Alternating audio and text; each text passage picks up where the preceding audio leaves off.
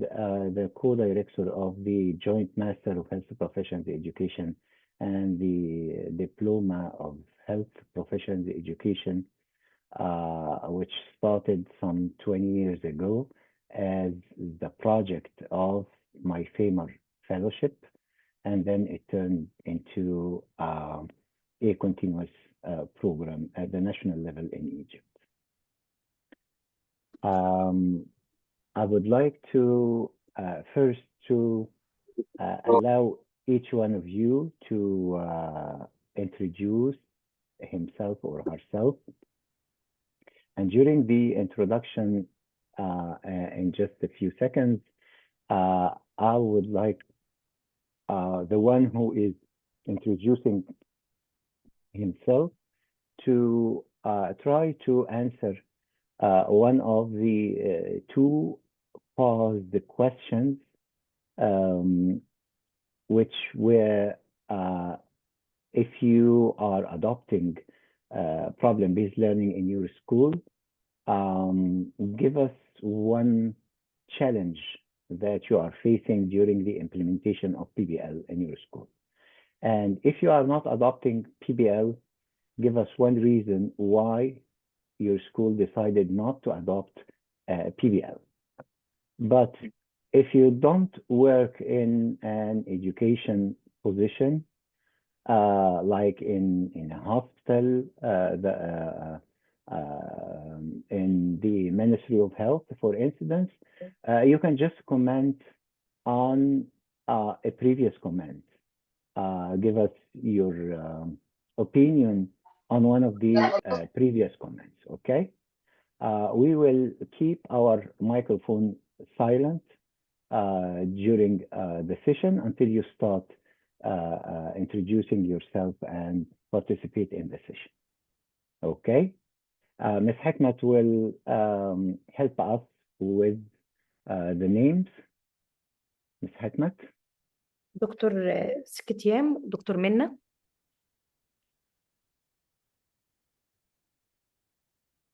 So who goes first, Minna or Hi, Minna? Okay. my name is Minna. Mm-hmm. I work at the Restorative Dentistry Department, Misr International University, at the Faculty of Dentistry. We have been trying to implement the PBL in one of our undergrad courses. And the challenge that we face is the large number of students. We try to divide them into groups in order to work on the problem-based learning together. However, the big number of students that we have in each class is the biggest challenge that we face. How many students in total do you have in each batch? We have per lecture, we have 60 students attending the lecture. And you consider this a big number? Because there's only one lecturer giving the lecture. So okay. yeah. So it's not you know, the challenge here is not the big number of students, but the human resources. You Yes. have a scarce or a very few trained human resources. That's why this is the real problem. Yes, Okay? exactly. Yeah. Okay. Thank you. Thank you, Thank you. Minna. Okay. Next, please. دكتور شكتماني. Hi, good evening, everyone. I'm Dr. Satyam. I'm working in UAE, Ras Al Khaimah University. And in the current organization, we don't practice PBL. It's mainly because of human resources. We are very few people in each department. But in the previous organization, we were working with the PBL, and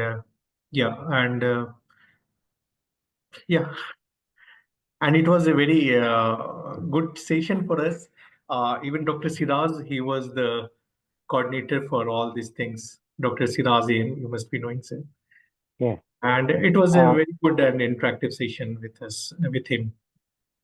And how many students in total do you have in each right batch? now we have around 114, 115 students in each batch. Okay. And and it is difficult. In one department, hardly we'll have 2 faculty, or some departments 1 faculty, 3 faculties. So for the integrative case and all, we used to have difficulty. Whereas in the previous organization, we used to have 10 to 12 students, and we were many in number. So at integrative case, we used to divide among ourselves, and we used to manage. And also here the course, the timeline, for a particular module, it's very short. So here Okay. difficult to manage. In which school in UAE you are working now?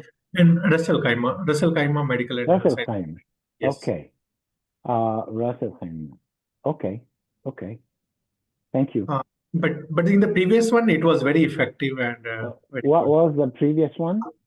Melika Manipal Medical College. Manipal in India. Yes, Dr. Siraj, he was the Okay. Okay. he was our colleague. Yeah. Thank you. Thank you Thank you very much. very much. Okay. Next, please. دكتور هدير التهامي. By the way, as we agreed on the opening session, we leave our titles on the outdoor, right? So we don't say Dr. So and so, we just mention the name, right? Do we all agree on that? So you call me Wagdi and I call you by the first name, the same for Hikmat. Okay. So who is next, Hikmat? دكتور هدير. Hadir. No, only Hadir, without doctor. تمام. This هدير is what I'm تهامي. trying to tell you. Okay, Hadir. Go ahead, Hadir. Hadir, would you unmute your microphone? Can you hear Yeah. me now? Yes, we can. I'm a lecturer of human anatomy and embryology at Faculty of Medicine, Cairo University. Okay. Good. And we practice problem-based learning at our faculty. you don't, or you do? We don't. You don't.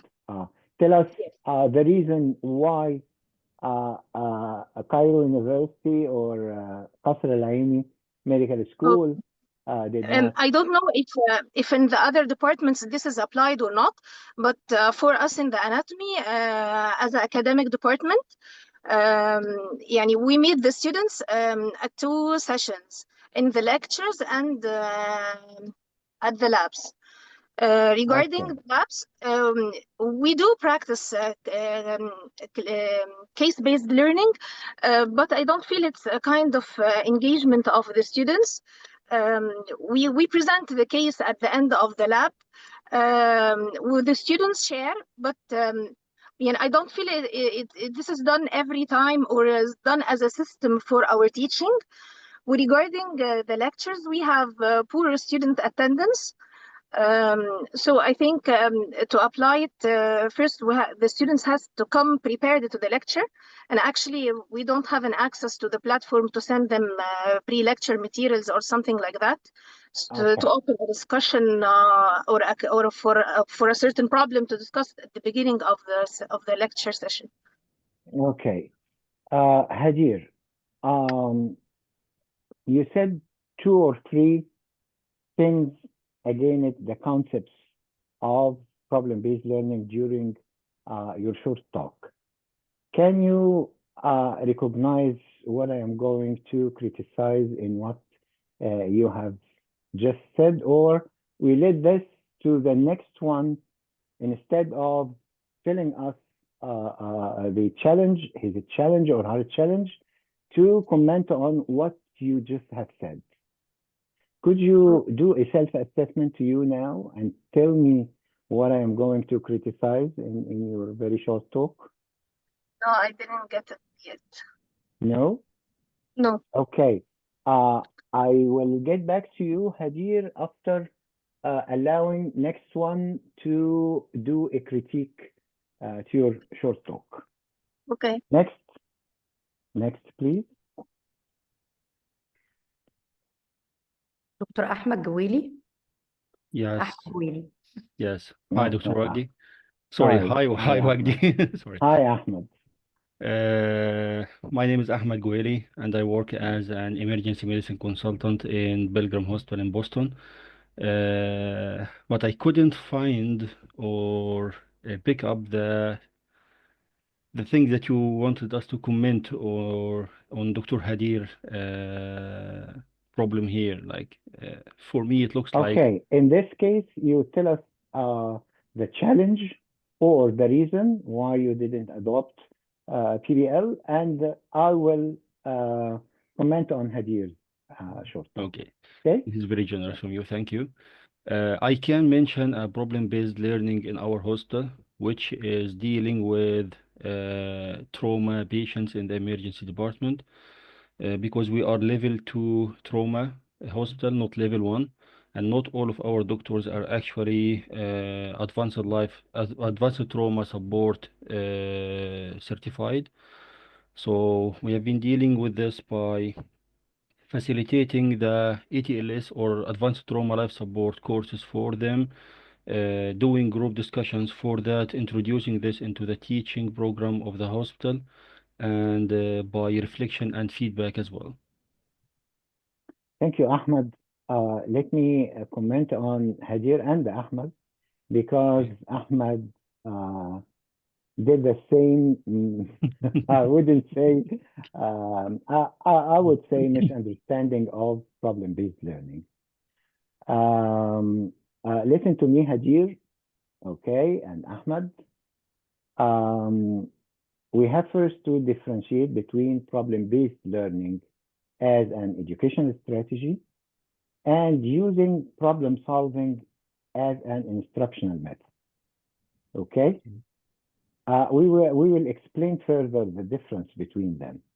But this session is about problem-based learning.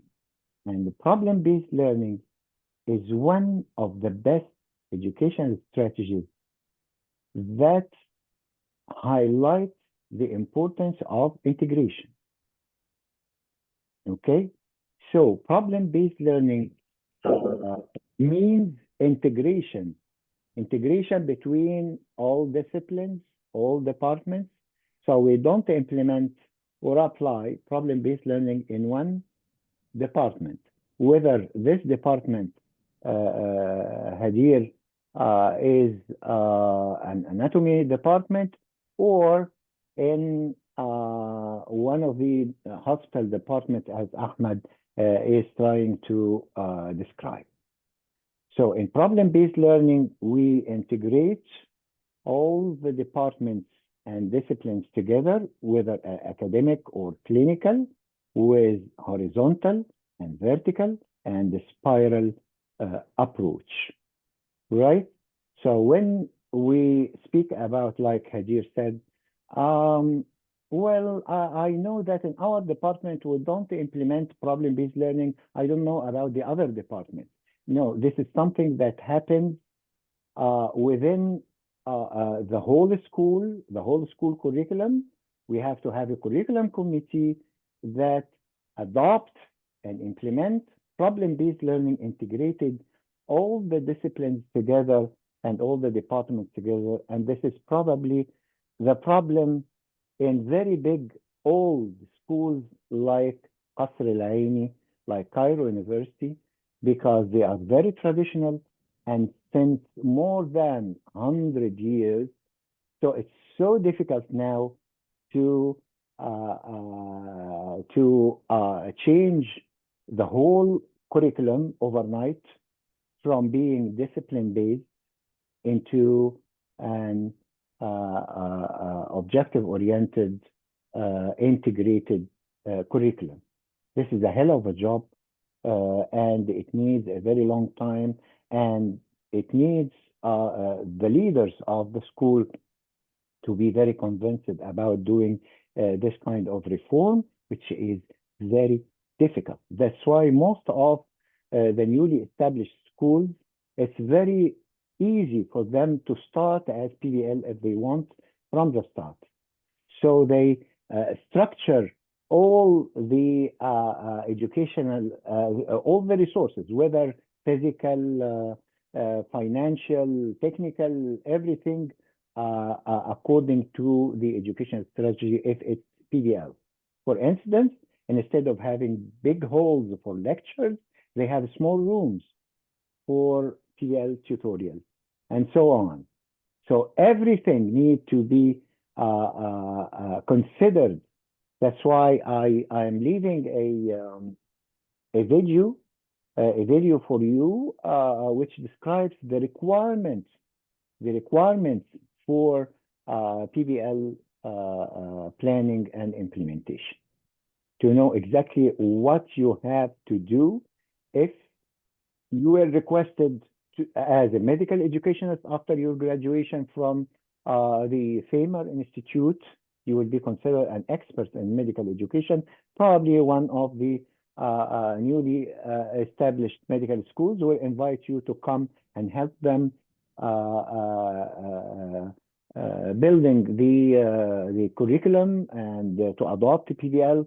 Then you have to know the requirements for planning and implementation of problem-based learning as an educational strategy. So we don't speak about PBL in one department. We can use problem solving as a technique in a very traditional department. That's okay, but this is not problem-based learning. Next, please, Hikmat. علا عزت. Hello, Dr. Wagdi. Wagdi. I am Mawla Izzat, Professor of Oral Medicine and Oral Diagnosis and Periodontology in Faculty of Dentistry in Shams University. Actually, my discipline is it's integrated, integrated because it connects a lot of discipline together, because it's about diagnosis and about medicine and the interrelation between them. So based on what I have learned from FEMER in the last year, I tried to integrate what we call problem-based learning event, instead of restructuring the whole category. The students in my school have a whole day of lectures connected together in all discipline. And I tried to make this day as a integrated day between the discipline by designing certain cases that is diagnosed by all discipline, like radiology and pathology and oral surgeon and different discipline, and then we display to the students. And we started by one event, and then we tried to make it a regular event by the end of each month between the discipline. I think this is much like what you've just told us about. Also, we are facing the challenge of having that synchronized organization between the different departments to achieve this, but the students in a large lecture hall can interact with us in such presenting of these cases. Thank you, Ola. And we also use assignment of certain cases or case challenges for the students because we cannot display in a small group. So we make them challenged by different cases integrated. Thank you, Ola. Again, you are trying to do the integration through just one department in isolation from the other departments. You know, you all know Hardin's integration scale, right?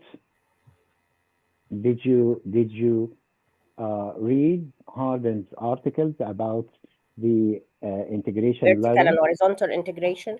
Okay, and But how many levels? You said, it is so difficult to be applied in all the school Yes, of in course, HMs. it's difficult. So I'm trying hard to. But Here we are teaching each other. Would you tell them how many levels, as far as you already have read this article and you know these levels? How many levels in Harden's integration scale? No, I don't remember the terms. 11. 11 levels. 11. Okay. So how do you scale your experience in integration in your own department in isolation from the other departments? It is the experience I've just said. It's about 4 departments together. It's not in my department. According to this hierarchy or the levels of Harden's integration ladder, is it very early, like a scale or step number 1 or 2 or 3, Of course, or up to number 11? Give it a number. No, it is low, actually. Okay. So this is one article, my friends, that we have all to search, and you can easily find it, Harden's integration scale. If you Google it, you will find it very easily to read about the integration level, and then you can assess in what level your school is in terms of integration of your own curriculum. So when we talk about integration and PBL, this is something that should be done at the faculty level, never at the department level, because it's not a discipline-based strategy. It's an objective-oriented curriculum that must take in consideration the integration of all departments together centrally from the education sector and the education committee, where all the departments are represented by they sit together to build up together one curriculum, one integrated curriculum for the school that takes in consideration all the disciplines together, but in an integrated manner.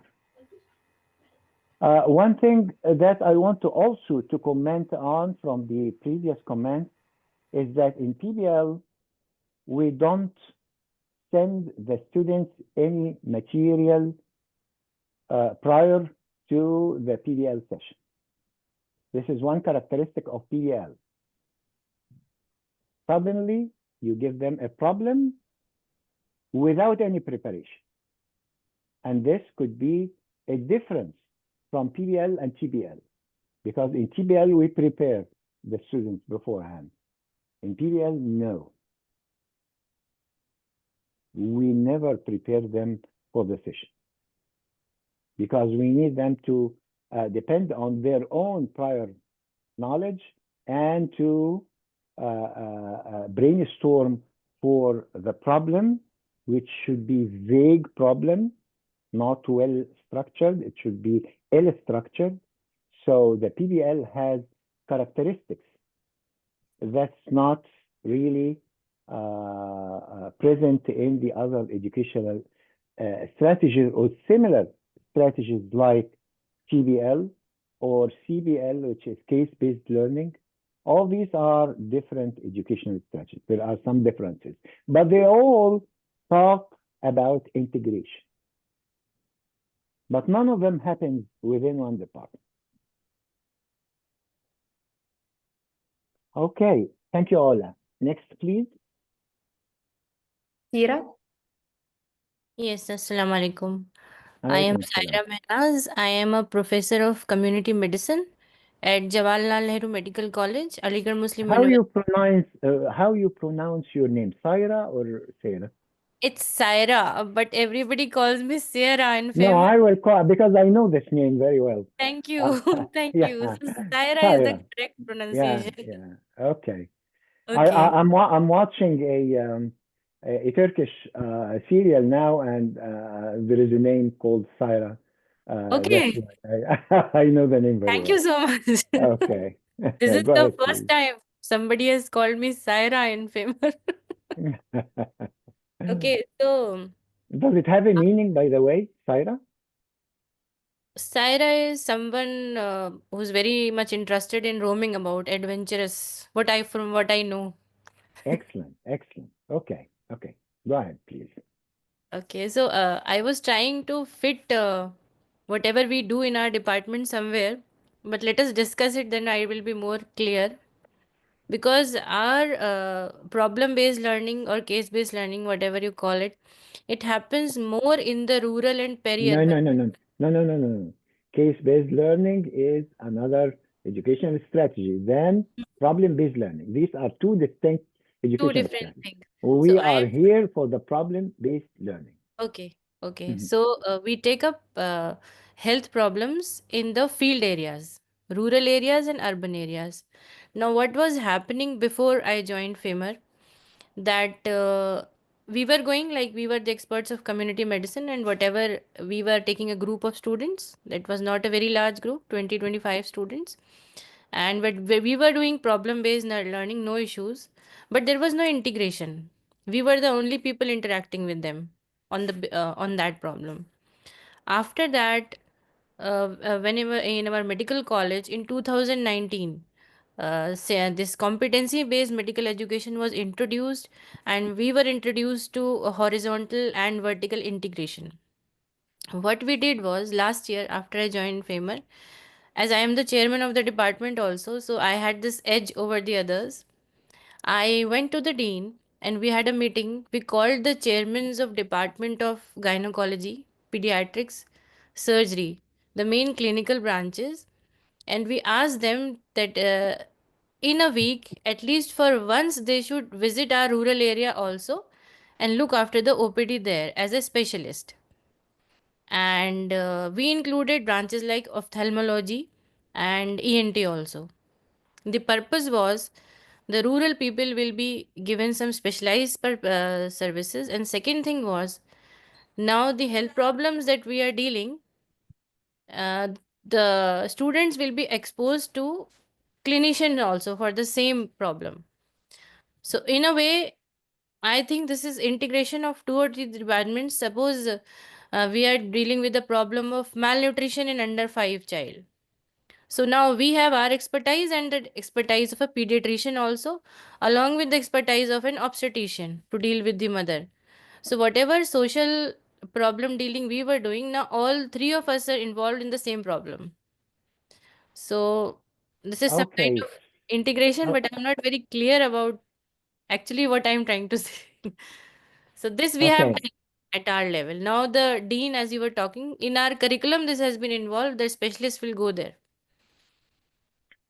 Thank you, Saira. You know what? You are combining between two educational strategies that represent integration, which is problem-based learning and community-oriented based education. Yes, yes, Because you are sending your students to the community yes, to try to do some sort of community diagnosis, and they come up with real health problems from the community, and you start to discuss such problems involving the clinicians and probably basic scientists with you, and this is some sort of integration, but within two distinct educational strategies that are combined together in your school, which is problem-based learning from one hand and community-oriented based education from the other hand. yes, Both educational strategies are the best educational strategies that represent integration and that helps you integrate your curriculum, because sometimes some schools like Cairo University, if we come back to the experience of Cairo University, they badly want to integrate their curriculum, but they don't have the educational strategy that help them integrate the curriculum, like problem-based learning or community-based education or case-based learning or whatever education. They are still discipline-based. As long as they are still discipline-based, they can't integrate their curriculum. yes. Okay. Okay, Thank you, Saira. welcome. Next, please. Basim? السلام عليكم. Can you hear عليكم me? السلام. أهلا يا باشا. Thank you. Thank you, everyone. My name is Bassel. I'm a consultant in emergency medicine and Royal College of Surgeons Hospitals in Ireland. I lead the ultrasound teaching in my department in Dublin. Problem I will share with you today, as I lead the ultrasound teaching and postgraduate, I was approached by students, undergraduate students. They wanted to get sessions of ultrasound. So I wanted to integrate the ultrasound curriculum into their curriculum for undergraduate, which is not there. So I involved the team of the student to organize how to communicate with their dean and how we build together the unmet needs, what they wanted to learn, and how we can modify the courses I give for postgraduate for the student for fourth and fifth year students. We run one cycle, so during 2024, I run sessions for 35 students, and it was kind of interactive, hands-on education, and this was problem-based. So we get the problem, for example, renal colic, and how we can manage renal colic, and what are the differential diagnoses. And I asked them to help me to write the list of cases we will or problems we will cover. And same time now they are advocating for next year how we both structure. The issue I face with the problem-based learning, we have lack of structure. It's different than other strategies. We integrate a lot of departments with us, like radiology department, and we have the education department, and we have the college, but there is no such a structure. We are building the structure from the start. This is the problem I am facing. Mm-hmm. Do you have a team with you to try to so I have tutor to integrate from your curriculum? I have a college tutor, and I have another consultant I recruited to help me in teaching. But I'm doing 70% of teaching, and she's doing 30% of teaching. So this is what we have now. This is our team plus the students, so the student representative. Thank you, Bassem. Listen, I am just, I like, of course, your comment very much, but I'm a bit offended with the word teaching that you keep saying, because the word teaching is just against the word learning in problem-based learning, because problem-based learning fosters learning over teaching. It's a learner-centered education rather than to be teacher-centered education. So it's a whole different strategies that we think we as teachers can still teach the students and call this problem-based learning. Okay, yes, so that's why we all need to think about that. What are the concepts first of problem-based learning? Because one important concept is that problem-based learning depends very much on learning versus teaching, right? So we facilitate the learning process, without having to depend on teaching. So some educationalists sometimes say problem-based teaching. Oh, what an offending word to put within problem-based learning, to call it problem-based teaching. This means that they don't understand the meaning of problem-based learning to call it like this, you know? Thank you, Bassem. Thank you very much. Next, please.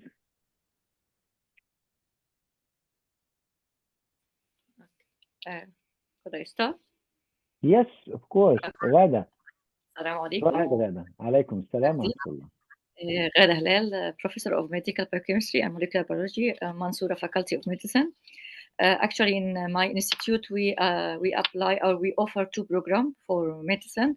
The integrated program, where most of the Faculty of Medicine in Egypt adopt since 2017, and we also adopt a problem-based learning program, which adopted from Manchester, UK. So regarding our problem-based learning program which is called Mansoura Manchester Program for Medical Education. We started this program 2006. We graduated the 14th batch 2 months ago. In this program, we offer all the learning material within the context of problem. We offer the student, as you said, my dear Prof, a problem that the student never see it before. During the first session, the student read the problem, start to discuss it, extract the difficult word and the keyword, and start to identify what they need, what they need to know in order to solve or understand what is written in the problem. Then at the end of the session, the student write a certain learning outcome that they need to search and found the solution about certain question they need to ask. Actually, we offer a little number of 4 lecture per week for the student, but most of the work are done by the student themselves. We offer the resources for the student to search on. And what is the challenge, the biggest challenge that this track at Mansoura University you are facing during implementing this PDL track? What is the biggest challenge? Since 2006, the most biggest challenge was the mindset shift of our professor, lecturer, throughout the whole administrative hierarchy. The mindset shift from being a lecturer by its whole definition, to shift to a problem-based learning and changing my role from teaching or giving and why do you think you find a difficulty changing the mindset of the faculty? Why they are resisting? Because they don't know. Okay. You don't know something, so you no. You know what? If they don't know, they are still in the denial phase of change. Yes. But if they are resistant, this means that they know, but they don't accept some facts, or they are against some facts about PDL. So why I'm still asking you to try to think with me. If you are still facing this difficulty of changing the mindset of the faculty, and tell me first, are they in the denial phase because they are lacking some knowledge about PDL, or they know all about PDL, but they are resisting because they are not very convinced due to some other reasons? No, yes. Nowadays, and for the last, for example, 10 years, no resistance at all was there, or no resistance or no denial. The program is well established.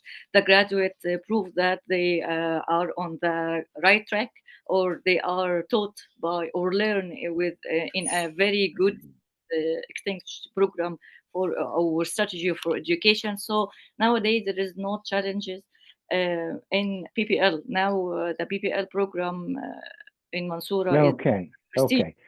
So you're saying that they are resistant.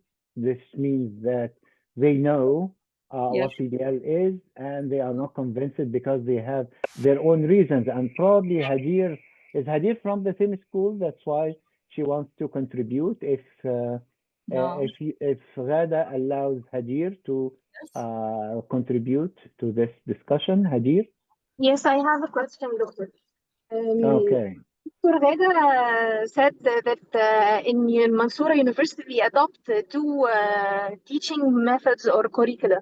She said problem-based learning and integrated curriculum program. Yes.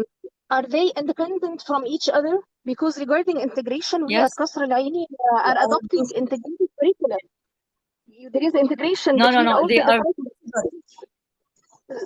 They are 2 separate programs with a different certificate, Dr. Hadir.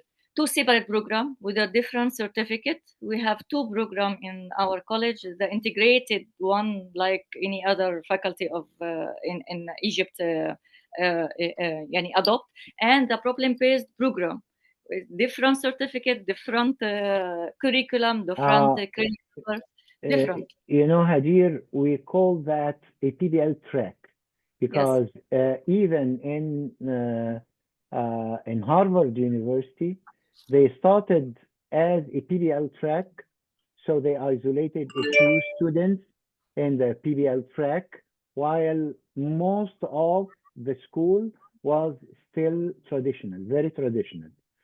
When they succeeded to implement the PBL track, then they start to generalize this PBL track into the whole. Now Harvard is adopting a PBL strategy for the whole school.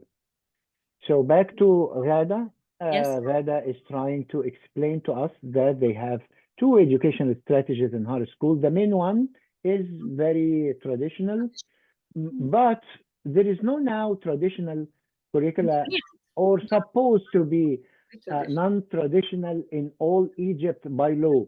Now we all have to adopt integrated curriculum, but sometimes this is on paper.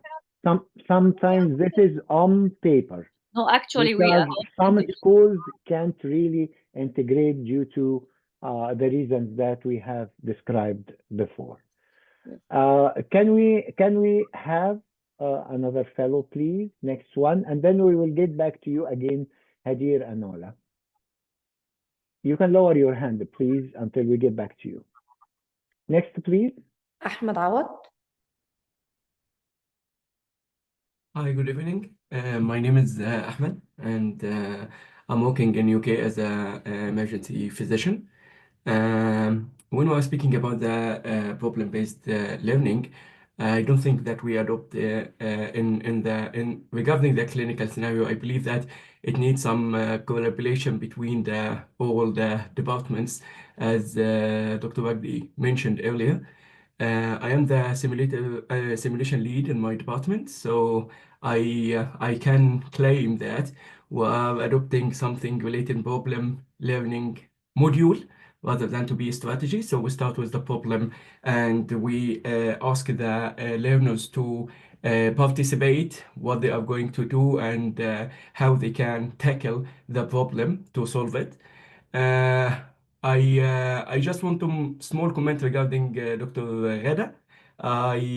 Because of one of my relatives, he was in Manchester, the Manchester, the PBL track.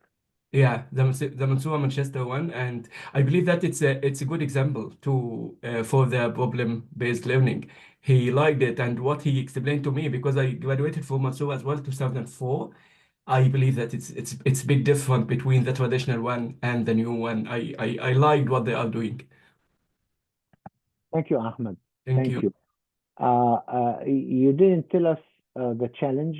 You just commented, right? Okay. Yeah. That's okay. Next, please.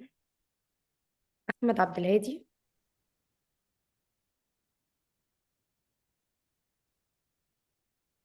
Ahmed, would you unmute yourself? Yes. Assalamu alaikum. Alaikum. This is Ahmed Abdelhadi, consultant emergency medicine at East Jeddah Hospital in Saudi Arabia. Program director of emergency medicine at my hospital. So and basically, you are Saudi? No, I'm Egyptian. I'm Egyptian from Monofea University. So basically, to apply that concept in our department, we are basically a clinical department, and we are not in university hospital. So we don't have a clear integration with other departments for like a learning or a teaching as a module. We belongs to the Saudi Council or Saudi Council for Health Specialty for the training program for emergency medicine residents. So we apply that program in our department. Like Dr. Ala said, we don't have a clear collaboration with other departments because all the other departments we are working in MOH hospital. So the other departments are pure clinical department like medicine and surgery and anesthesia. But we apply the program which comes from the Saudi Council, which includes the case-based learning cases where we apply the problem and we get the resident to think about the case. So this is what we actually have in our department. Not we don't have the clear academic affairs or academic departments. We're just pure clinical department. But let me ask you, Ahmed, as long as you are applying case-based learning in your setting, do you know the difference between case-based learning and problem-based learning? Please tell me Actually, one not, or two differences. Yeah, actually not. That's why we're still waiting to get the clear answer. We all having that concept you have said. It's not a case-based learning. It's a case-based, problem-based. So we're still waiting to know exactly what's the difference right now. Okay. It's because this is not within the domain of our session today. Let me answer your question quickly so we can switch to the next fellow. The difference between problem-based learning and case-based learning is that, as I said before, in problem-based learning, we don't prepare the students, we don't send them any material before the PDL tutorial. But in case-based learning, we send them articles and probably we can give them some lectures or anything to prepare them for the case-based learning that will happen later after this kind of orientation of the students beforehand. This is one main difference. The other difference is that the cases in the case-based learning are very specific. But in problem-based learning, we intend, by intention, to formulate the problems in a vague way, and we call it ill-formed problems.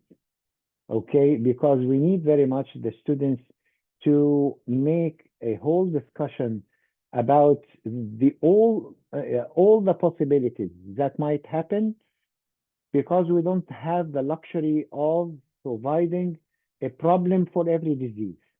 That's why we make it ill-formed. So when the students start to brainstorm the problem, like any doctor, when you go as a patient to the doctor, you don't tell him your exact disease, but he will recall all the knowledge about all similar cases with a differential diagnosis in his head before he gets to the exact diagnosis by the end, after the investigations and everything. This is what we try to simulate in problem-based learning.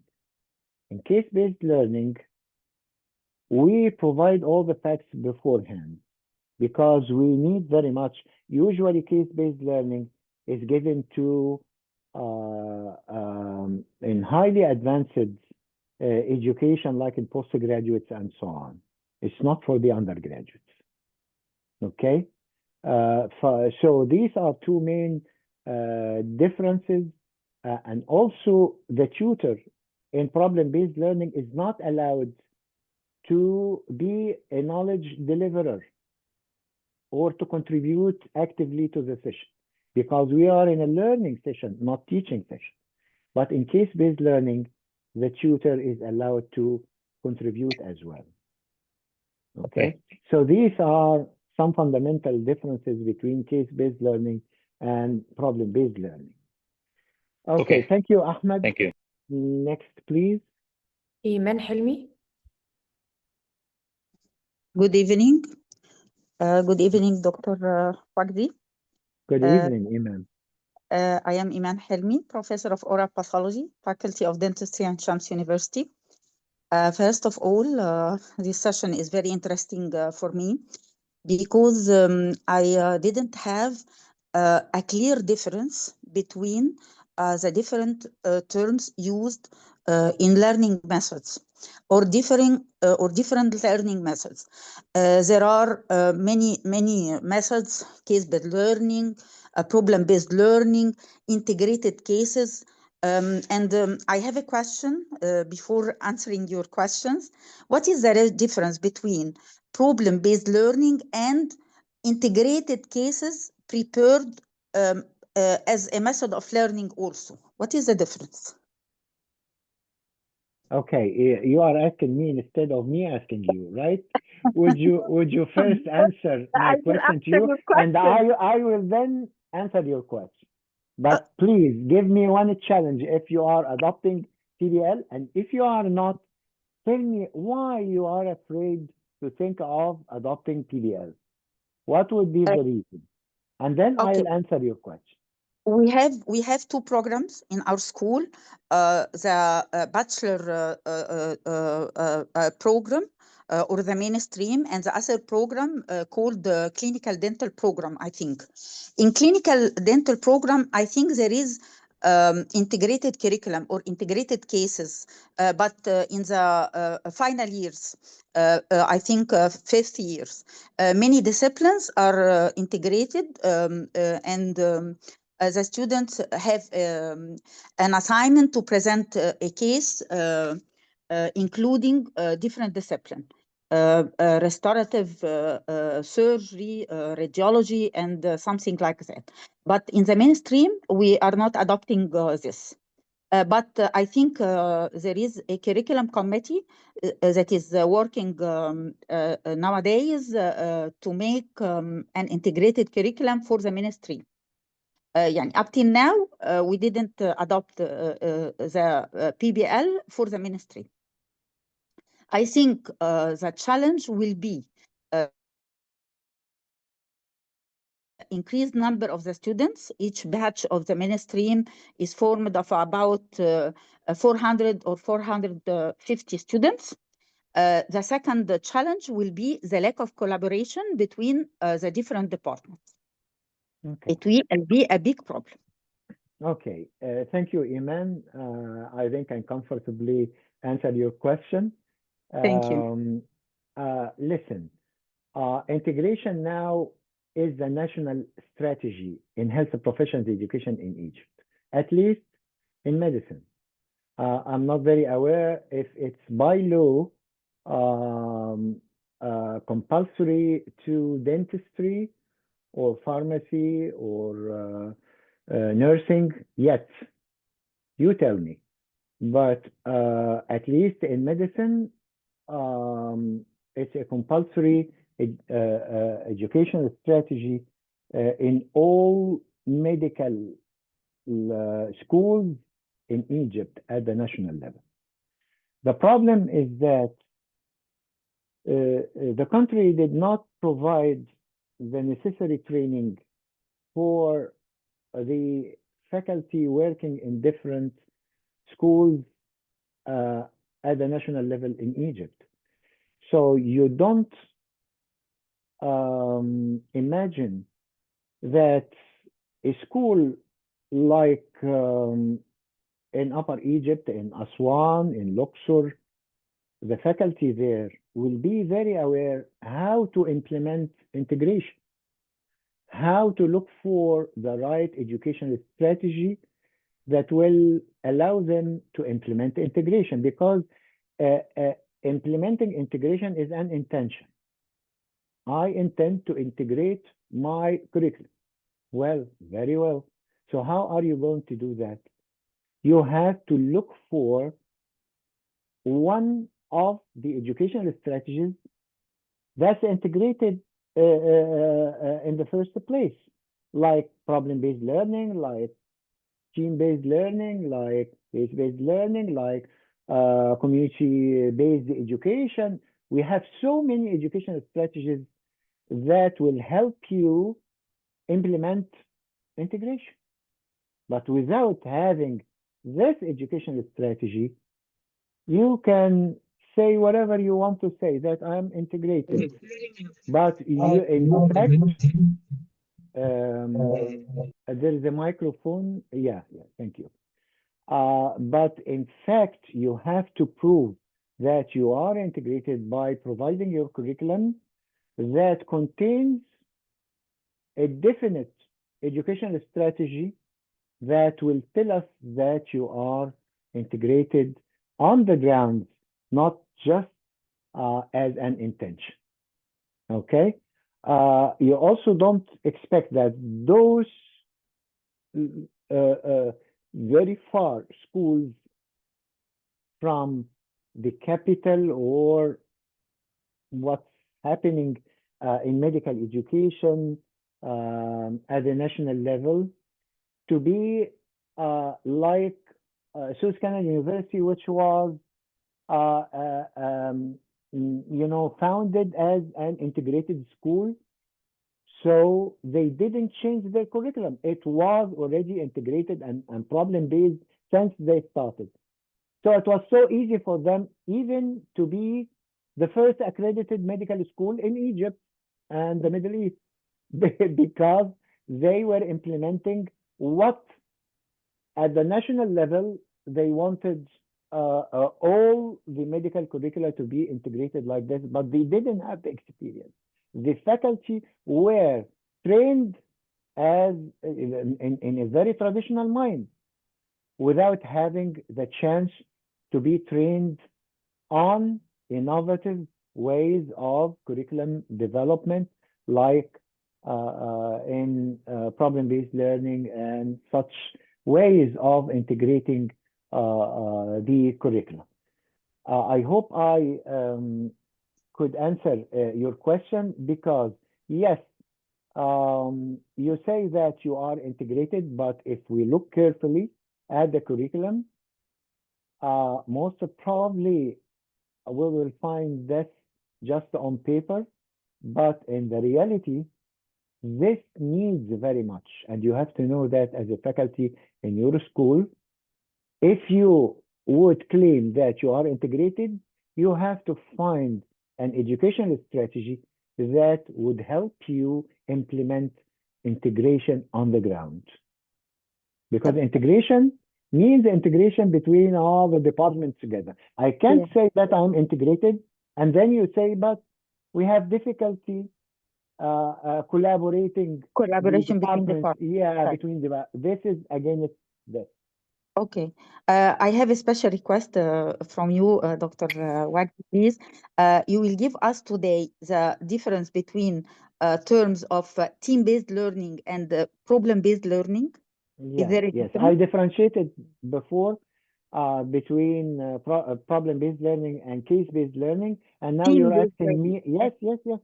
And now you're asking me to differentiate between problem-based learning and team-based learning. Yes. And I will do that willingly, although, again, this is not within the domain of our session today. Okay? Sorry, I apologize. Just for you. Just Thank for you. you. Thank you.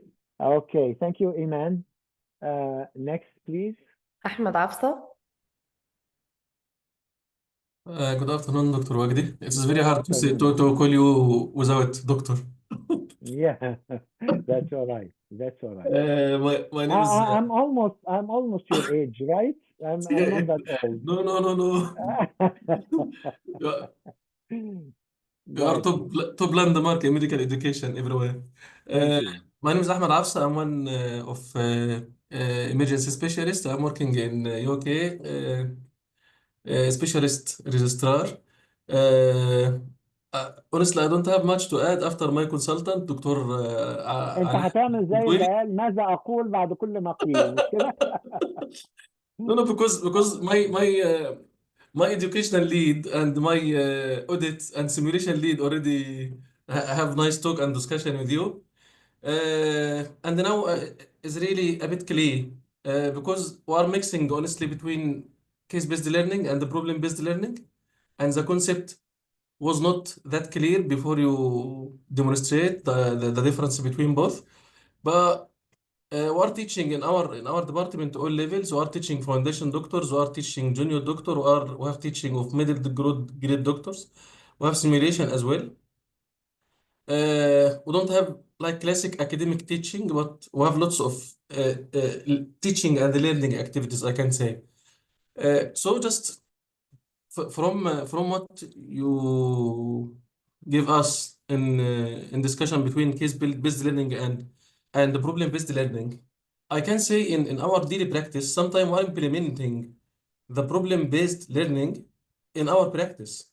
So, like integration-wise, and in terms of what we don't know what we are going to deal with, I can say, like a real example, we are dealing in our daily practice like trauma call patient. So trauma call patient, we are putting out trauma call for patient coming with polytrauma, and this patient we don't know exactly what he has. Might have like intracranial hemorrhage, hemothorax, pneumothorax, intra-abdominal bleed, fractures, whatever. So it's again like hidden quiz, like you are explaining. And in the other term, it is about integration, because when we are putting out trauma call, so anesthesia coming, ITU coming, surgical team coming, orthopedic coming, X-ray coming, trauma coordinator coming. This is like policy in NHS trusts. But coming for practice, right? Yeah, So, yeah. so not for education or training. 100% agree, but So I we mean have to differentiate between this kind of practice integration and at the practice practice level or and the at learning level. training, But right? just I want to make it more clear for me, it is integration, and we are like solving quiz, something we don't know. Uh, Now my question, Ahmed, yes, Ahmed, all educational theories that we come up with and try to implement in our education and medical education, it's coming from the reality. You are saying that when you practice medicine, uh, you are practicing medicine within a teamwork, and you integrate all your services together to be able to serve and help the patient. That's why it's very helpful if we try to implement this in education, to educate the students in an integrated way. So when they graduate, they are having the habit of collaboration with the other departments or other specialties, because already they were trained and educated the same way that they will perform after graduation. Even the interprofessional education. We encourage interprofessional education between the different professions, like here, like this session, like at FAMER. FAMER educates the fellows with different professions together. Like here, we are having fellows from the dentistry, from medicine, from nursing, and so on. Because after graduation, we will work all together in the health team or medical team all together. So we have to feel this sense of we-ness. We are together. We are educated together, and we will serve the needs of the patients together after graduation, because we were educated this way. yeah. The same applies for problem-based learning. After graduation, we are faced with patients' problems in an integrated way. Yes. Right? I want you all to hear me while explaining this. After graduation, as physicians, we are faced with patients' problems, not with anatomy and physiology and pathology and surgery and so on in a disciplined way. So when we are trained and educated this way, in a discipline based way, after graduation, with every patient problem, we will take some time trying to integrate what we have learned in the different departments together to be able to solve the patient problems. But if we were trained and educated in a problem format in problem-based learning for 6 years. Imagine what will happen after graduation. Great depth So education, sure. you see, this is one of the rationales why we should adopt problem-based learning or case-based learning or team-based learning, all the same, as far as we are encountered as students with patient problems in an integrated way. This will help us behave much better after graduation, because we were taught that way, or we learned that way while being undergraduate. Thanks so much. Okay, thank you, Ahmed. Thank you. Thanks so Do you much. want to say anything else? Okay. Just we are lucky because our ML project is about interprofessional education. Excellent, excellent, excellent. At least we touched this Thank you so during much. this session. Thank you, Ahmed. Thank you. Okay. Okay, next, please. Tamarin. Assalamu alaikum. My name is Sabreen Faruqi, and I'm an assistant professor in Jazan University, Saudi Arabia. And you are originally, it From seems India. you're not Saudi. Yeah, from India. From India, okay, okay. So we have been teaching problem-based learning in our institution in Jazan University, but there is no clear-cut demarcation between CBL and PBL, as you have now described. And another challenge, or maybe a problem that I have understood, that as you describe, that this PBL, it is faculty-based. It is not department-based. So we have a lot of faculties which come together to discuss a problem, but the students, when they are divided into groups, they go into different classes with one faculty overseeing the students of that group. So suppose I teach physiology. So I'll be teaching, or I'll be facilitating a group of students who have a problem, and but my orientation will be more towards physiology.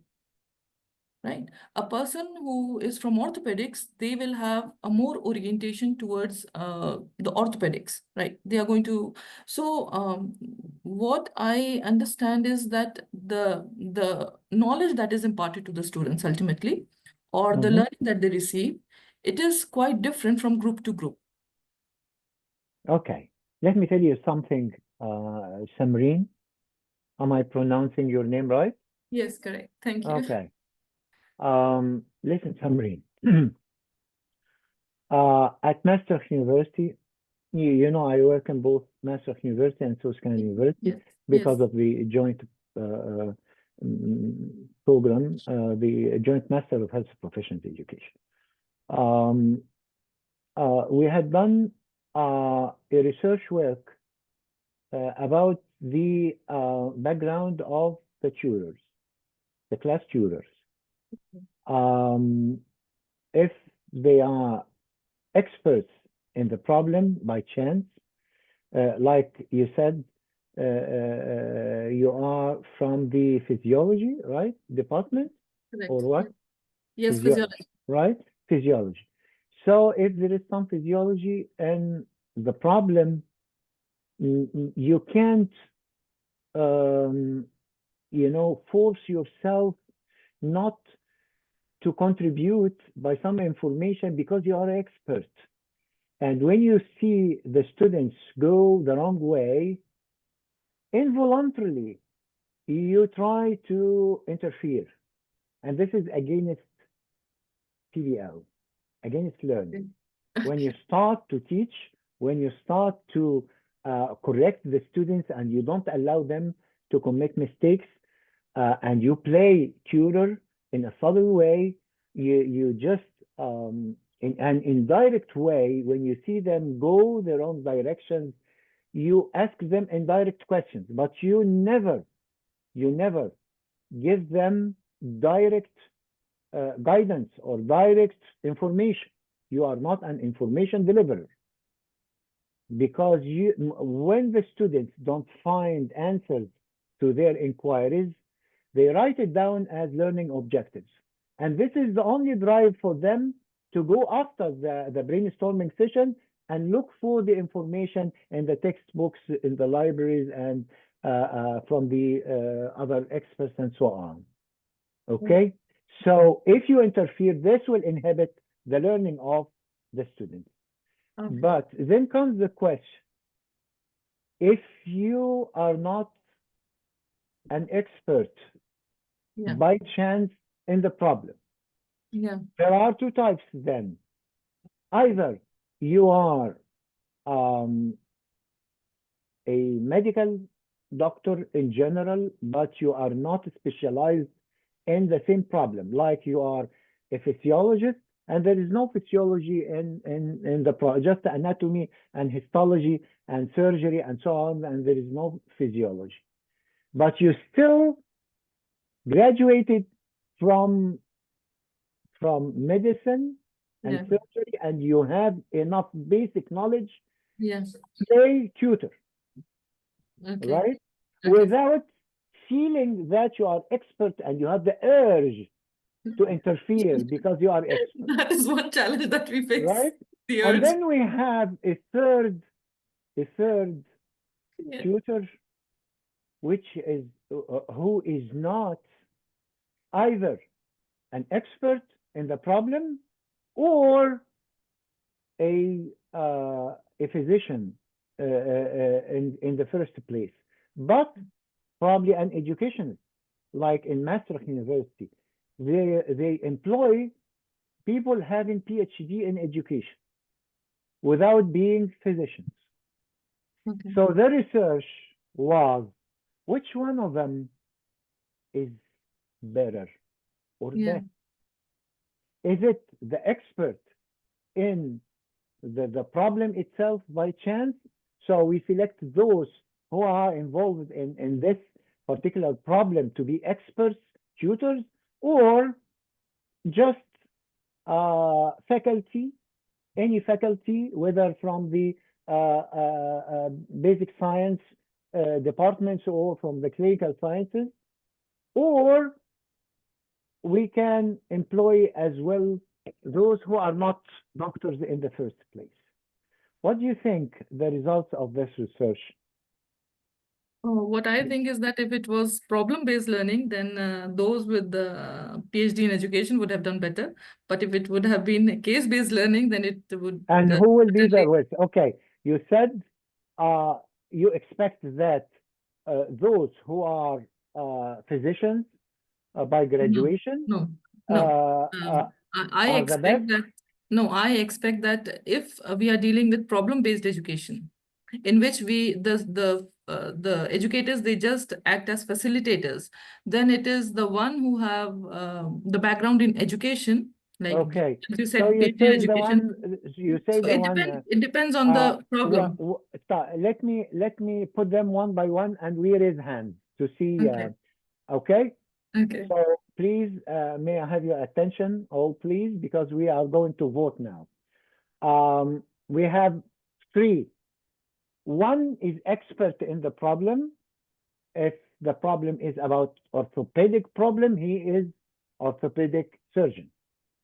Or just a physician by graduation and working as faculty even in academic departments.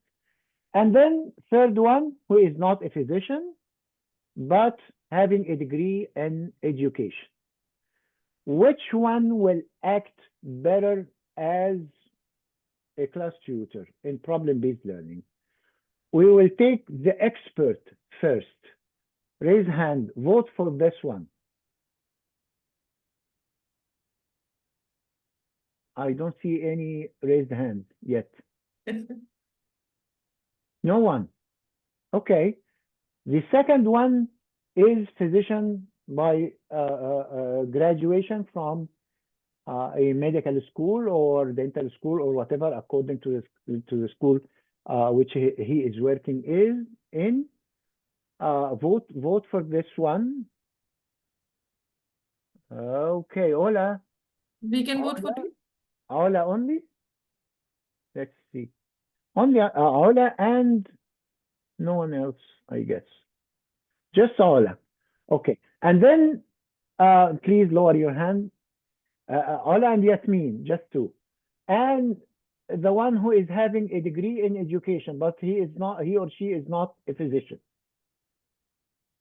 I'm in for the third one. I don't know. Okay, then most of you are voting for the one with the education degree, which is totally wrong. To your surprise, this is totally wrong, because who said if I am a tutor, plus tutor, I will help the students. One of the roles of the class tutor is to help the students achieve their objectives, right? I have to be aware of the session as a medical problem, because I graduated from this school as a physician. So I am aware, I have a basic knowledge of what's going on. I shouldn't be ignorant of what's going on because I'm not a physician. I'm just having a degree in education. So the worst one, by the evaluation of the students themselves, is the one who is not a physician. But the best one is the physician, but not specialist or expert in the problem. So comes the second is the expert. So that's why in integrated PBL schools, we all work as class tutors because we have enough knowledge about whatever problem comes. We studied all this before as graduates of medical schools, even if we work in academic position. Okay? This is just to answer the question about should we be experts in the problem, the weekly problem that we work as class tutors within this one? No. It's enough that we are physicians, even if we are working in academic or clinical departments, to perfectly work as class tutors, because we work just as a catalyst for learning. We are not information deliverers. Okay, next, please. Yasmin. Thank you. Good evening, doctor. Yes, My name is Yasmin. I'm lecturer of pharmacology at Faculty of Medicine at Ain Shams University. As you probably know, we don't adopt case-based learning, just integration in our again, school. we are about problem-based learning and not case-based learning. Problem-based learning. Case-based learning, yes, but problem-based learning, no. And I think the challenges is the enormous number of students accepted every year in the program. And as you kindly said, that the problem-based learning is not a personal or a one-act teaching methodology. No, it's a teaching strategy that has to be adopted by the whole school. I guess this will be this is the main challenge, and of course the training of the faculty members will be pose another challenge. Although many faculty members are now well oriented about the medical education, either by joining FAMER or by acquiring a degree in medical education. However, still, if it were to be adopted, a required training would be needed. Okay, so you are telling us that you have two challenges. The first one is the big number of students, like in Qasr Al-Ain and Ain Shams. Yes, you have the largest number of students in Egypt and probably in the Middle East in terms of thousands sometimes. This is true. The second challenge is the training of faculty on medical education issues. So they can't really help very much in curriculum development and in working in different positions of education if you really adopt and integrated whatever problem-based or case-based or team-based or inverted classroom, or we have so many strategies that will Teaching implement strategies, yes. integration. And okay, Yeah. okay, thank you very much, Yasmin. Next, please. Farmin.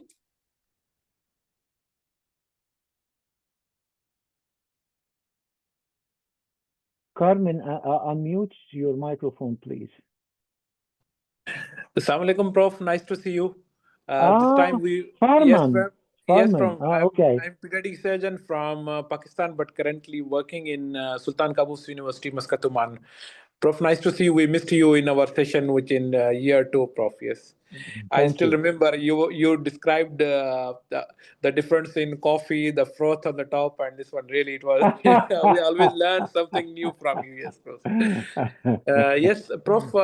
As this really very important to understand what is the case-based learning and problem-based learning, and as you know, the clinicians we are not. Wait until I differentiate between both and Yes. team-based learning, because I was requested to explain the difference as well. Yes, Prof. Yeah, Okay. because all we as a clinician, so we are not trained for the medical education. A very small number of clinicians are now getting involved. But if you see even in our faculty, very say for I would say a 2/3 or maybe half are coming from the clinical, but the rest are coming from the teaching departments. The problems we are here facing that say for we have a one batch, one half students are going to one mentor and other they are going to another mentor. It's not, we are not trained as that we should teach them. So the problem is like faculty training is, as Dr. Yasmin said, is very really is important, because they should know that what is the meaning of the term what we are using. Really we are not familiar with this. Even Prof, we are listening first time. Even we are teaching the old method, like say for we have made a say for in pediatric appendicitis, we have made slides like 10 years back and we are still using the same, and every year we are training. We are not training them for the problem based, like any patient who is coming with the pain abdomen. We should train our student that how to approach a patient who is coming with pain abdomen, because patient is not coming with appendicitis.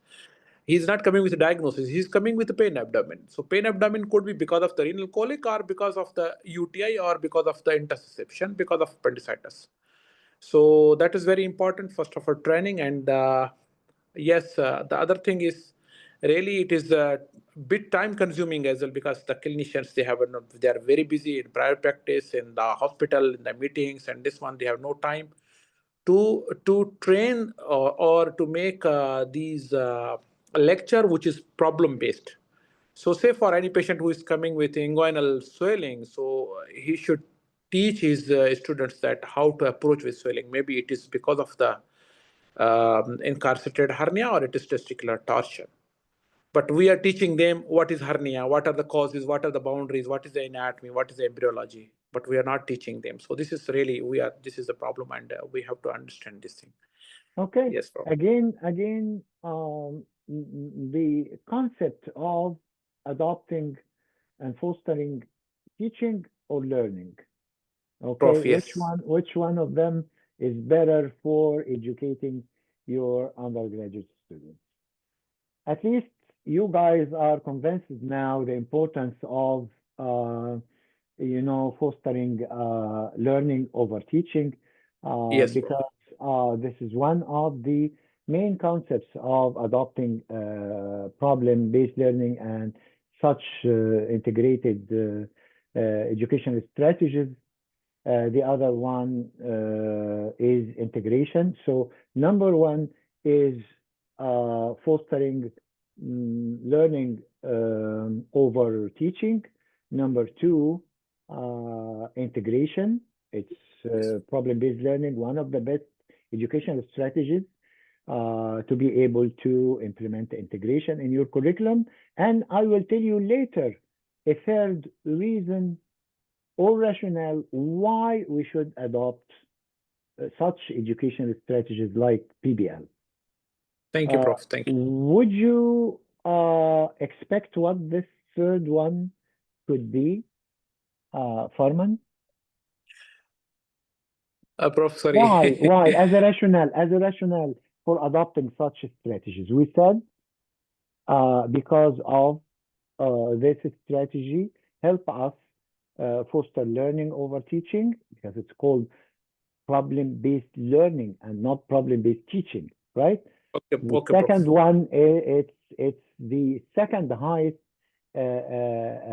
integration level on Hardin's integration scale. And the third, you can't expect why we should choose. Probably the next fellow will tell us why we should adopt. And thank you, Farman, very much. Next, Thank you, please. thank you, Prof. Thank you, Prof. Thank you. Thank you, my dear. Thank you. Yeah. Next, please. دكتور عبير. Hey, Abir. Abir, you will tell us another rationale why should we adopt PBL other than learning versus teaching and integration. Abir, unmute your microphone unless you already left us and went sleeping or something. Abir. Abir, where are you? Okay. Hikmat, choose another one. So دعاء. Abir is not ready. دعاء. Hi, Doctor. Hi, Dua. Hi. You are smiling because you will tell us a third rationale why should we choose PBL over the other strategies. What does PBL would give us after all what we have said now about information about what's PBL and what's the beauty of PBL? So what else do you think could PBL provide? More engagement of students or more commitment. I don't know actually. Okay.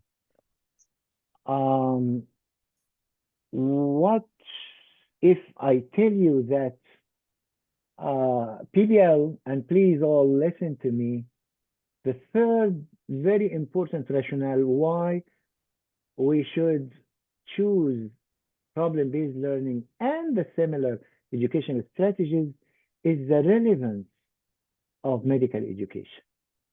Because we don't provide the students with any problems to discuss in the PBL tutorials.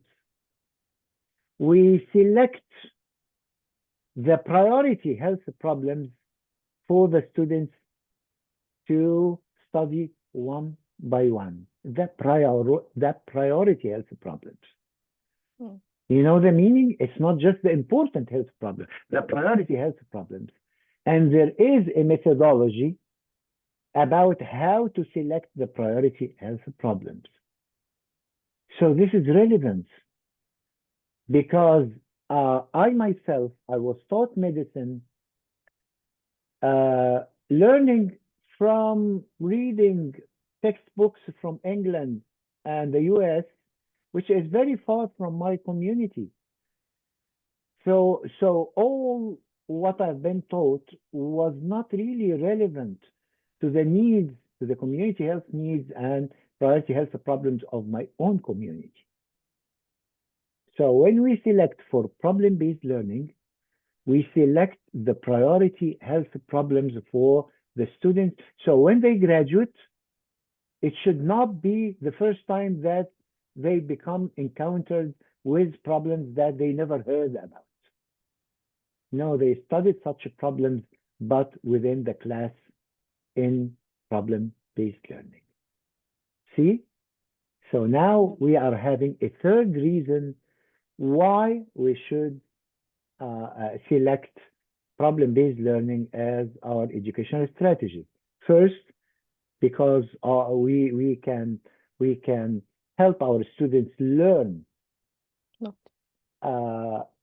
not just to teach them.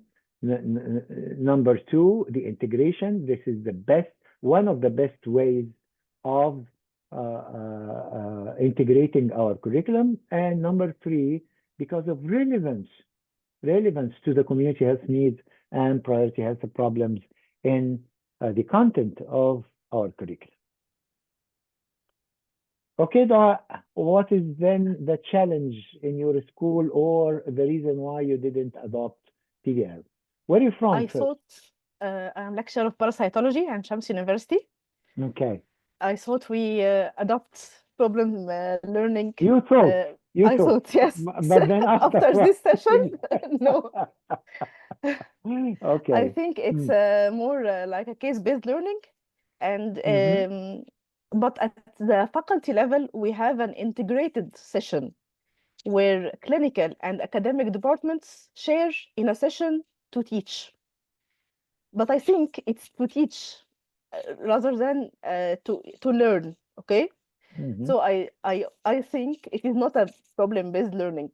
And you are ready to be our change agent when you I hope so. after graduation from FAMER. I hope so. Then you will be a change agent and you will tell them what they should do to really implement a good way of integration through adopting the right educational strategy for that. Yes, You I promise? hope so. Okay. Very good. I will try. Okay, Dua. So I want to know at the faculty level, this integration session not considered a problem-based learning, right? From what I understand from this lecture. Right. As long as well, if you read the articles that I told you about, which is Harden's scale for integration, you will know that integration is different levels. We have 11 levels.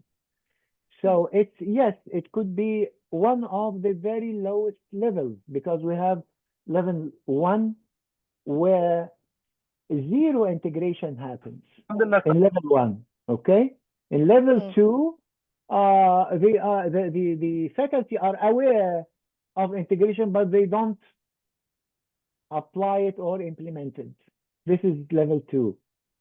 So we go up level by level until the 2 last levels, which is interdisciplinary for PBL and transdisciplinary for community-based education.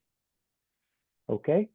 Honestly, I think we don't have an integration actually. Okay, we thought. But you have to say that you are integrated, otherwise you will not be accredited.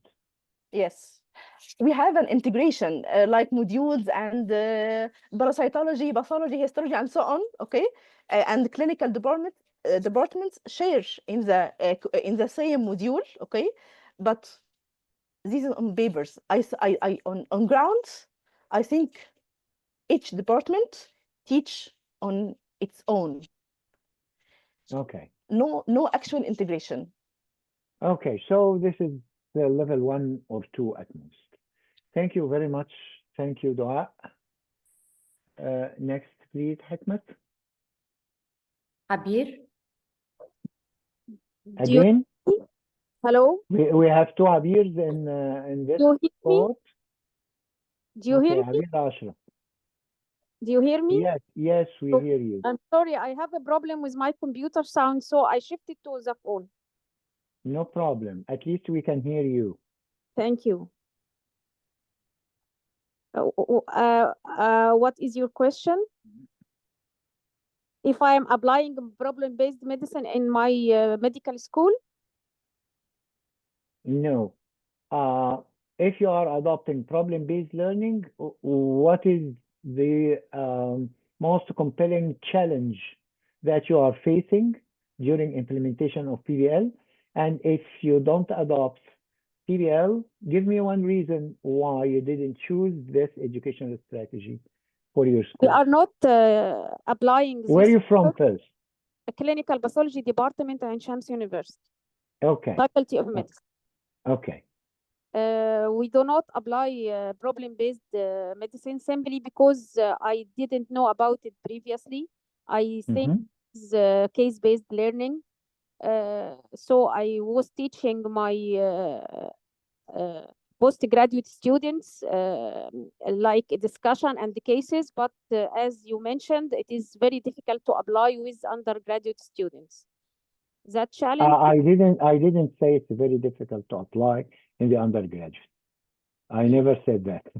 Because I come from a school which implemented this very successfully since 50 years now. So it's not, I never said it's very So difficult. how can we apply it? How can we apply it in undergraduate students without giving them the material to read and only depending on their knowledge? Okay, this is while being trained on problem-based learning, you will know why we do that. I explained this in the first part of the session, the difference between giving all the material first to prepare the students, like in case-based learning. We give them everything to read from. This part, but Yeah. I don't understand how the undergraduate student could be could accept applying problem-based medicine without giving them first, the material. Let me correct the name of the education. It's a problem-based learning and not problem-based education. You, as a FAMR fellow, you will use the right nomenclature for all such educational strategies, because it will give a different meaning. Like I said before, if you say problem-based teaching or problem-based education, or it's called PBL. PBL stands for problem-based learning. And do you know the definition of the problem when we say problem-based learning? What is the meaning of a problem? A problem to who? A problem for the students to understand.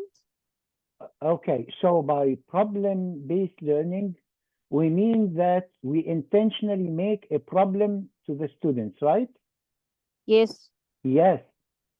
When we make a problem to the students will learn how to solve this problem. And this is what's called the problem solving. Without making a problem that's just over the head of the student, and please, all of you, listen to me. When we structure or formulate the problem, this is something that you will be asked to do after this synchronous session. In the asynchronous part, you will formulate a problem. So we usually formulate a problem above the head of the students, not below, not very far from them. If it's below, like if we give a problem that suits year 1 to year 6, so it's this is far below in its complexity. So the 6-year students will not look at this as a problem. So no problem solving will happen because it's not a problem in the first place. But if it's too far complex, like if we give to year 1, then it would be too complex. Too complex in terms of what?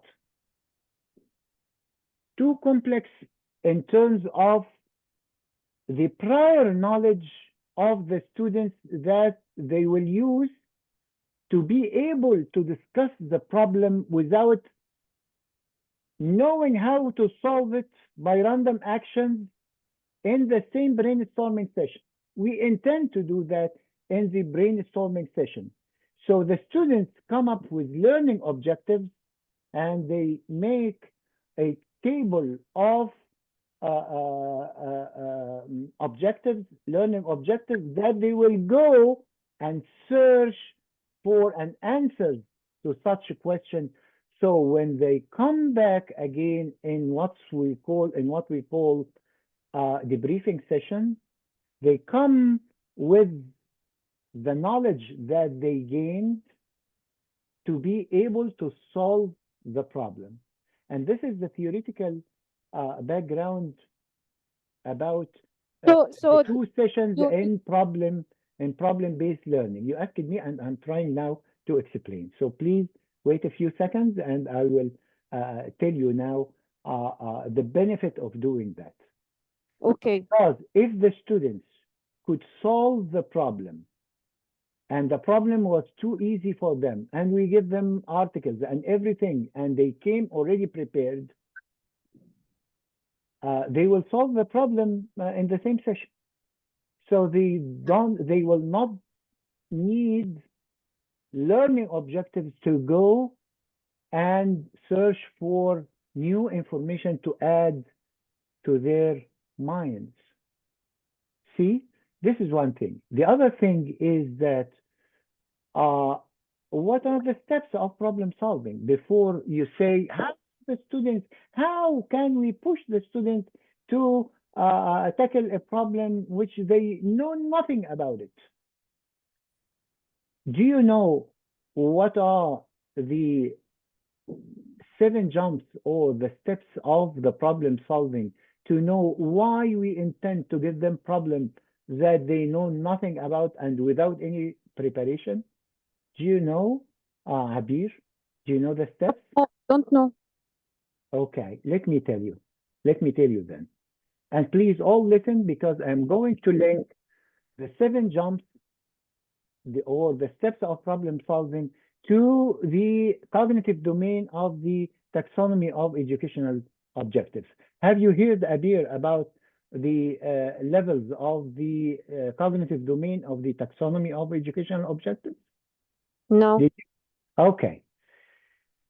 Then I will have to tell you first the 7 jumps or the steps, although you will find a video recorded PowerPoint presentation within the material that I left for you to read comfortably in the asynchronous part of this session. But let me explain this because you asked it, and I respect that very much, and I want to fulfill your curiosity how and why there is a theoretical background why we give them a problem without any preparation. The step of problem solving starts by explaining the different, the difficult terminologies within the problem. This is step 1. Step 2, or jump number 2, is that the students, after reading the problem, they will try to identify what is the problem in the problem. What would be the problem? Do you know that this is a skill by itself?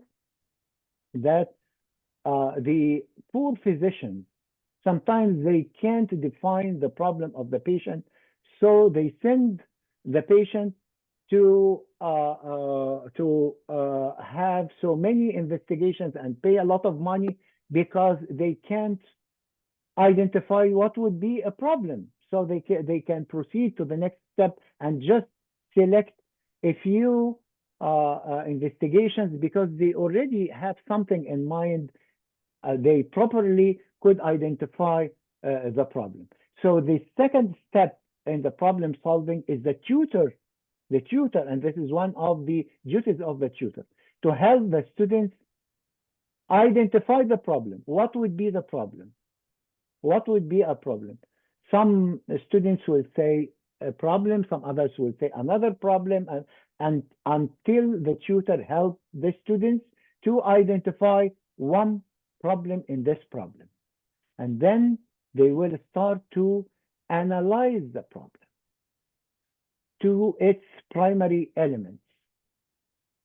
Okay? And then they start to step number 4 to sensitize the problem again and put a theory. And then they will formulate their learning objectives about things that they couldn't answer with each other during the session, right? And then they will go to gather information during the week, and by the end of the week, they will reconvene again to exchange the knowledge that they got after they attended so many activities, including seminars, lectures, and so many other, and labs and field work. So they gathered all the information that they will help them solve the problem in the second session. So if you solve it for them from the first moment, there would be nothing called problem solving, which is the primary skill that we need the students to be skillful in, to be problem solvers. So you come to them with a problem that's above their heads. They can't solve it in random actions like that. Okay?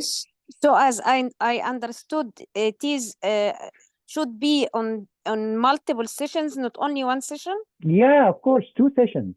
One called the brainstorming session at the beginning of the week.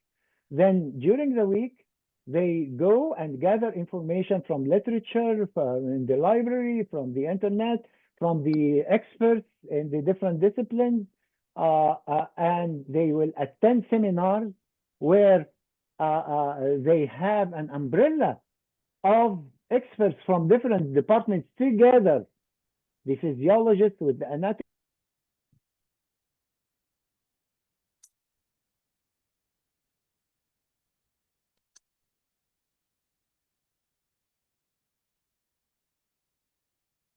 they all sit together in what's called seminar with the students, and they all interact together to increase the level of knowledge of the students.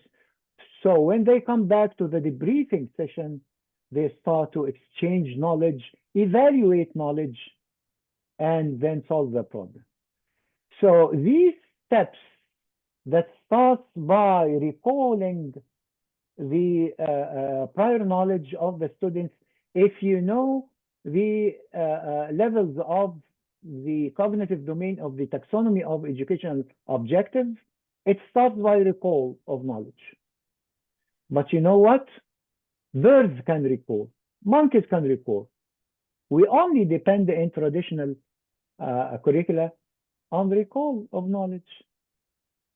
So in exams, we ask the students, give me 10 reasons for a swelling in the right area foot. Tick, tick, tick, tick. Okay, this is recall of knowledge. But do we try the understanding, which is comprehension, which is the second level in the cognitive domain? Do we try their ability to analyze the way they understand and then analyze in step number 3 in problem solving? Can they sensitize knowledge in lectures during a didactic lecture? We don't even meet the students or see. We teach. Do we know if they learn? No. Okay. But okay, thank you. When you sit with the students in one class, and you as a tutor, you have to make sure that the students go from one level to the other, starting by recalling their prior knowledge. This is called the recall. This is the first level in the cognitive skills and the lowest. And we share it with animals. Human beings be able to do much better than that. They should be able to comprehend, to analyze, to sensitize, to evaluate. In evaluation, in the second PBL session, when they reconvene again, they start to criticize by critical appraisal the knowledge that each one brings to the session. by critical appraisal. This is the level of evaluation, which was before the highest cognitive skill. Now creation is the top level in this cognitive domain. That's why we asked you in this session, which is about to finish now, to create problems, and we provided some lectures and video recorded PowerPoint presentations and literature to be able to formulate problems from the creation level. We have like 5 minutes to go. So, Hikmat, is there any other fellows who did not contribute yet to this session? Muhammad Hassan. Only Muhammad Hassan, or we have more? Muhammad Hassan only. Only Muhammad Hassan. Very good. Okay, Muhammad. Hi, Dr. Wagda. Hi, everyone. Hi, Muhammad. I think all is sleeping now, so I can't. You can't sleep because this is an interactive session. You Yes. know, it's not, I'm not using any PowerPoint presentations. I'm not teaching, right? Yes. So we interact together. Yeah, my name is Okay. my name is Muhammad Hassan. I'm an AD physician on UK now. I am working with Dr. Gweli, Dr. Awad, and Hafsa. I think I can't add more. Before this session, I think I didn't stress which strategy we following on our department regarding teaching session. But since we started this session, I try to focus which strategy we follow.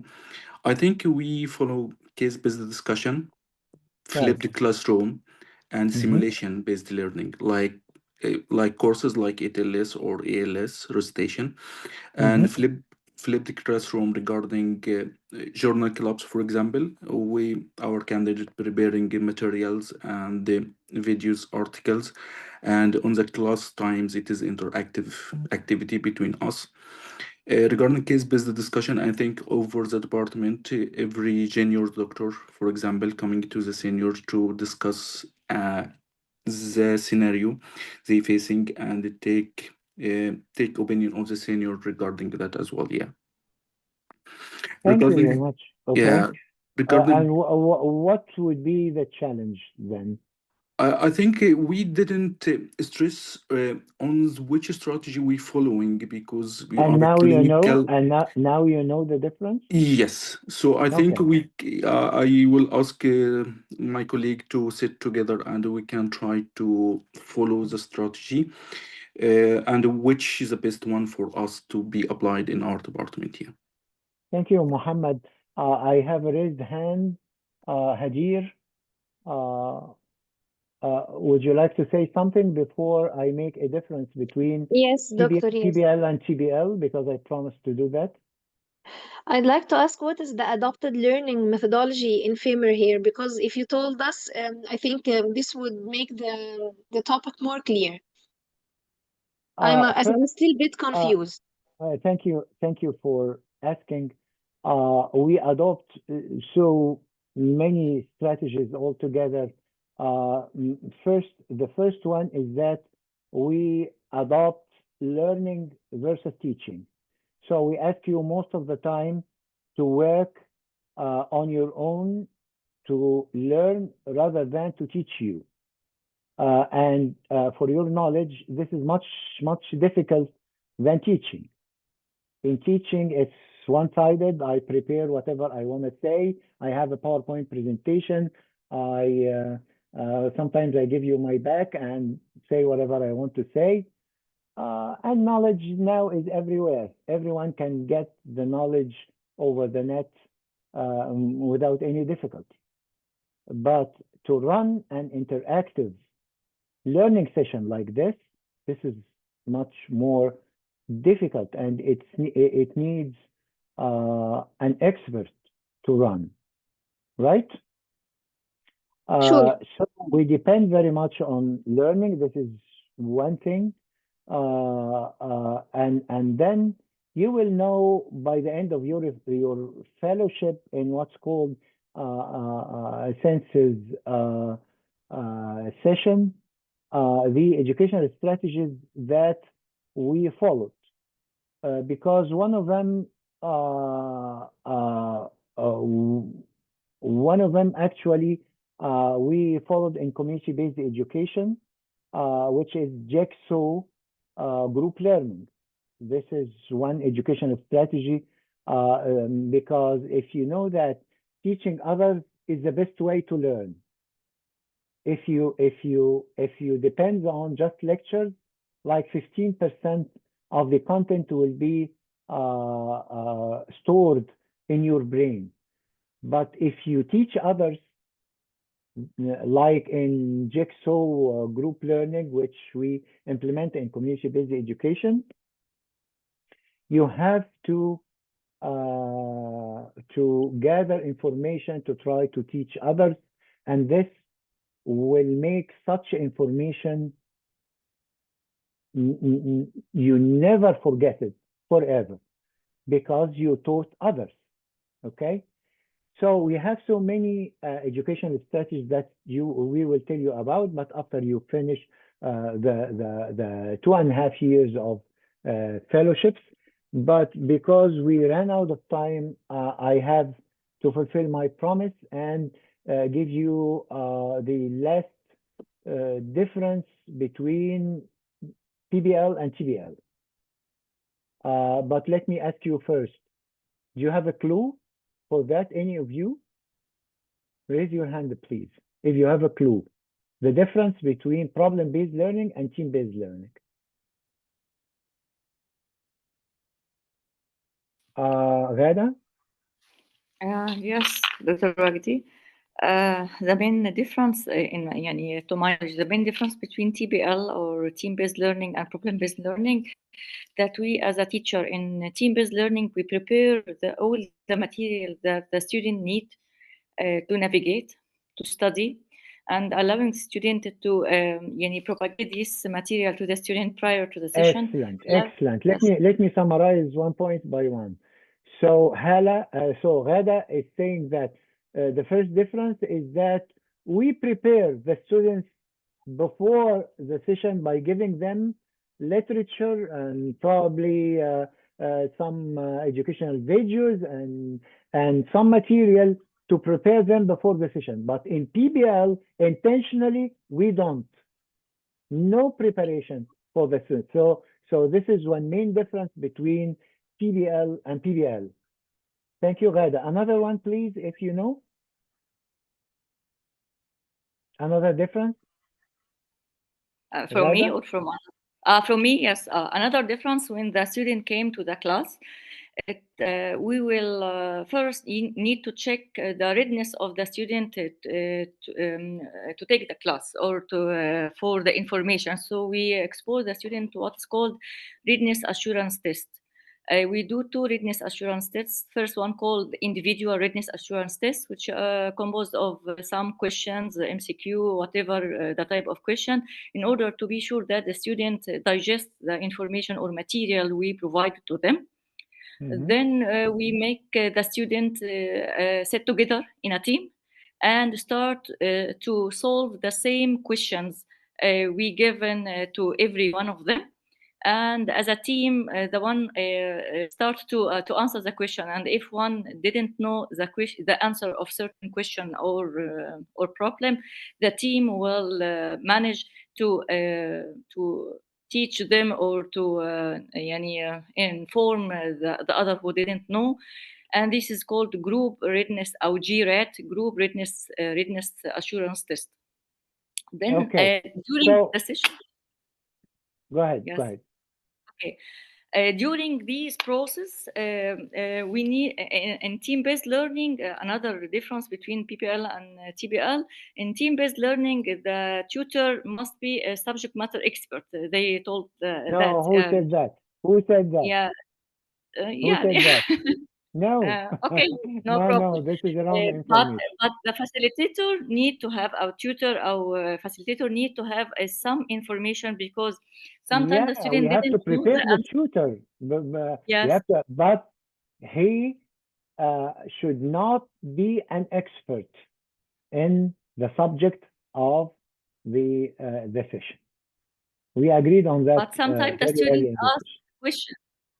Sometimes the student ask certain questions session. they They didn't have know they even. the tutor should be knowledgeable about the session by having a prior meeting with the tutors first. Okay, when we Tutor select meeting. them, we have to prepare them by all the knowledge that they need. But they should not be experts, because we probably you will not find enough experts for all the sessions for all of them. It's we something do it that as an integration. impossible Yes. to have. Okay, so the process itself is different. We have, like Ghada said, the one of the main differences is that we prepare the students beforehand by giving them some material, but in problem-based not. One thing that you did not mention, how many tutors that we need for TBL versus PBL? In TBL لا أنا more tutors and that's what I said يعني several tutors. No, on the contrary. In the contrary, you will have like 5 or even 10 groups and one tutor in TBL. No, several. That's When why we apply TBL, with several tutors. that's why TBL is much more affordable in terms of human resources like faculty. You only need one tutor for 10 groups in TBL. Yes, But in TBL, you need, for each group of 6 to 8, you need one tutor. One tutor, yes, okay. See the difference? So PBL is much more expensive in terms of human resources and more affordable in TBL. That's why there is some sort of shift nowadays from PBL to TBL, because it's more affordable for those who can afford to have PBL. By this, we conclude the whole session. I hope you enjoyed it, and your task is to formulate a problem out of preset objectives.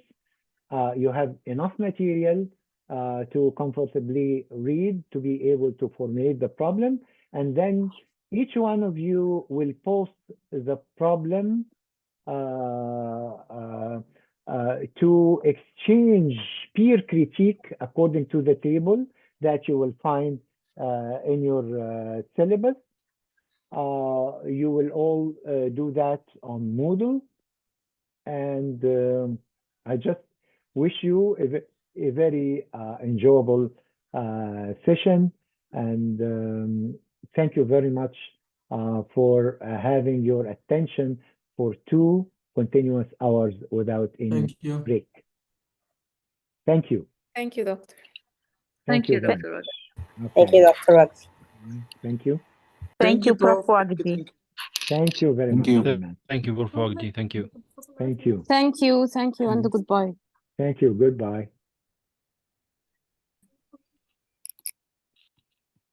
Okay, Hikmat, you can. مع حضرتك يا دكتور. Okay. Thank you, Hikmat. Okay. العفو يا دكتور، تحت أمر حضرتك.